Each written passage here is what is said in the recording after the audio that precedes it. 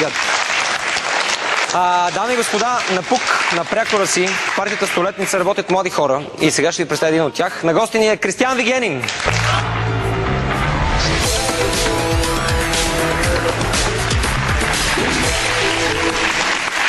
Благодаря ви, че уважихте поканата ни. Благодаря, че ме поканихте. Мога ли ти да си позволя да говоря? Разбира се. Благодаря ти от сърце. Може ли и аз да говоря? Естествено, да. Препоръчително, да се казва тук поне. Влизаш в политиката на 19, като съучредител на Българската социалистическа младеж. По наследство ли ти е любовта към лявата идея като цяло? Как го реши? Знаме тази тема и тя е интересна, но до някъде и по наследство, защото майка ми и баща ми са социалисти, но честно казано никога не са ме насочвали към коя партия трябва да се ориентирам, някак си дойде естествено. Може би се с политика?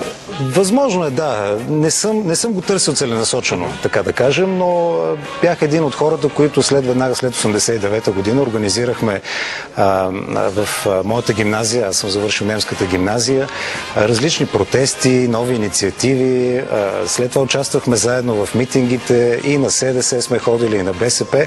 И така, честно казвам, сравнението между начина, по който изглеждаха тогава лидерите на СДС, на мен тогава като 14 годишен младеж ми изглеждаха даже стряскащо, честно казано, доста агресивни. Това е нещо, което не ми харесва. Аз не харесвам агресията, нито в политиката, нито в живота. И може би поради тази причина някак си естествено се ориентирах към Социалистическата партия. Ние не сме предани, което да кажем, тук има новина или няма новина, но социалист да отиде на митинг на СДС дори в зората на демокрация, това вече си е... Това беше наистина интересно, защото някак си, когато дойдоха промените, с моя най-добър приятел, някак си той стана изведнъж по-скоро привърженик на СДС, аз на БСП. И той идваше на митингите на БСП, аз ходех на митингите на СДС с него. И да, наистина беше интересна гледка тогава към този момент, как аз със значка на БСП, а той със значка на СДС се насочвахме към някои от поредните митинги. Понякога беше страшно, защото особено след някои митинги се събираха гидки, тълпи. Да, за това го сравни, защото беше точно Левски ЦСК положението.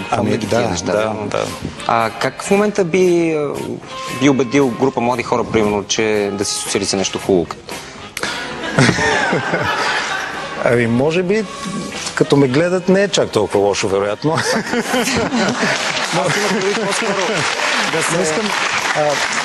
Искам да кажа, че за млади хора, които наистина осъзнават какво искат да постигнат и къде е техния интерес, логично е да бъдат социалисти. Защото по-скоро чисто кариерно. Не толкова за кариерата, колкото за това, че социалистите са тези, които искат равен шанс за всички, които искат образованието и здравеопазването да не зависят от дохода на родителите, да дадат възможност на младите хора да работят. И между другото, една от големите инициативи, която чрез партията на европейските социалисти реализирахме тази година, беше за така наречената младежка гаранция. Тоест гаранция от държавата, че млад човек, който завърши образованието си и не намери работа в продължение на известен период от време, държавата се ангажира да субсидира работно място или да се погрижи за неговата преквалификация.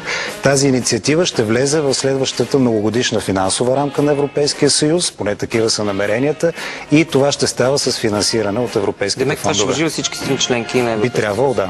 Ако се случи, мисля, че ще бъде добре. Това е една от големите победи, бих казал, на социалистите, въпреки че все още сме втора политическа сила, но скоро ще станем първа в Европа. Едно от нещата, които ще може да направим за младите хора в целия Европейски съюз. Окей, към една снимка да минем, само да се обърна и аз. Това си ти с двамата ти сина, доколкото виждам. А змията не те ли беше страх? Смисъл, змията защо е на снимката? Ние всяко лято изкарваме във Варна, моята съпруга от Варна. И там... тук ли живеят? Всъщност, аз също живея тук, така да се каже, макар че... Не съм запознат с живота на един евродепутат, наистина. Не, ние по принцип в София живее семейството ми, аз съм тук през уикендите, обикновено в понеделник, в петък, през останалото време пътувам, понякога и по-натоварено. Но иначе един много интересен терариум всяка година се организира в морската градина във Варна и мен лично не ме беше страх, очудих си, че децата не ги беше страх изобщо, даже с голям интерес гледаха тази змия, както каза един познат, нека да свикват от малки. Съпругата ви я снима? Затова ли няма съпругата? Тя прави снимката. Да, нещо казахте, добре, ужас. Една змия на снимката стига. Добре, махам се, натам отивам. Бяло, зелено, червено, песента на този човек, пак защото за Варна става дума. Да си дойдем на темата. Да си дойдем на Варна, да. Впрочем, съвсем преди 2 седмици Мишо Шамара беше в Европейския парламент в Страсбург. Там той представи своя случай, предизвика определен интерес. Самата песен не блести от големи художествени достоинства, но в края на краищата това е рап. Да. Ако видим американските рап песни, много от тях имат, малко от тях имат реално кой знае какъв смисъл, но това е възможност по някакъв начин да изрази своя протест. Самия факт обаче, че заради текст на песен и то с не чак така художествена стойност, един човек е разследван, вече говори много за състоянието на държавата ни и за умственото състояние на някои хора в нея. Вашата фамилия откъде идва? Твоята, извинявай, част ти. Да, нали се разбрахме? Да. Пардон. Това е така интересна тема, защото по принцип това, което знам и така се е предало с поколенията, е, че фамилията наистина стара. Фамилното име се е предавало от баща на син в тези години. Аз съм стигнал назад някъде до прапрадядо ми. Оттам нататък няма сведения, но има 2 версии. Една приятелка ми разказа, че специално е проучила как това е една фамилия, която е доста така позната в Норвегия, например, което ме много научи, защото няма нищо общо. И че има и други фамилии в този регион на България, това е около Банско, където има фамилии, които са много сходни с норвежки фамилии. Сега друг е въпросът откъде и как може да се случи от това. Но пък друга позната, на която вярвам малко повече, защото е литератор, каза, че всъщност корена на тази фамилия е от старославянската дума огън. Така че Вигенин идва от огън и от ковачница. Това са думи, които в старославянски език са използвани за това. Ясно. Значи... Ние отиваме директно към огъните, което се връща обратно за разговор с теб.